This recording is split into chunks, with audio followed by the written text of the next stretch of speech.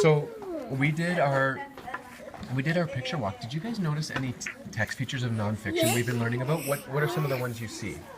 Uh, this Arctic rabbit is not like this one because this rabbit has. Well, what text features are these? Jackrabbit and Arctic. But what are the names of the text features? So. Excuse me. I don't know all the text features. Do you remember what it is? Okay. Well, so what is this? That's an Arctic hare. But what is it? It is a. Well, look at our anchor chart of our text features.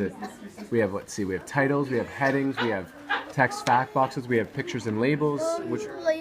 Labels. Yeah, we have pictures and labels. What else? Now, what were you telling me about at the front of the book that tells us something? What was at the very front of the book? It was and flamingos don't. So, what's this text feature called? Do you remember? Table of content. And how does this help the reader? To know which one you're going on. Which one? What do you mean by which one? Which page are you? Which page the information's on? Okay. So the tropical rainforest of South America. Well, what we are going to do right now is we're going to start reading, and we're not going to get through the whole book, but we're going to read through the beginning. And remember, it's called Why Polar Bears Like Snow and Flamingos Don't. Ready? Different places, different animals. Different kinds of animals live in different kinds of places. For example, polar bears live in the freezing cold Arctic. You will never see one in the South American rainforest. Flamingos wade around in swampy wetlands. They are never seen bounding across African grasslands.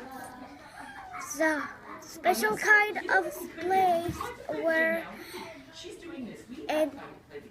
animals live is called the animal's habitat.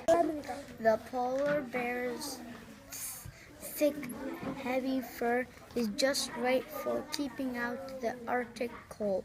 The flamingo's long, skinny legs are perfect for wading in swamps. Not wading. Wading in swamps and marshes. These animals are just right for the habitat in which they live. Being just right for a habitat is called being Adapted. Turn the page to visit habitats all over the world. Find out about the amazing ways animals are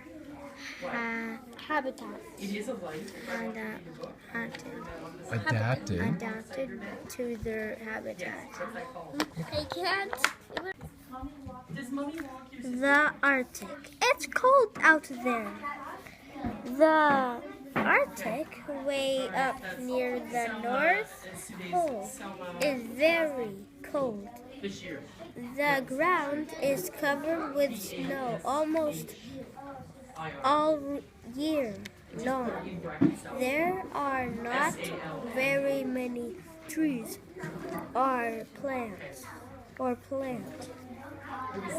In the summer, the sun never really sets, but the fall and winter, it is dark most of the time. So do you know what that means, that the sun never really sets?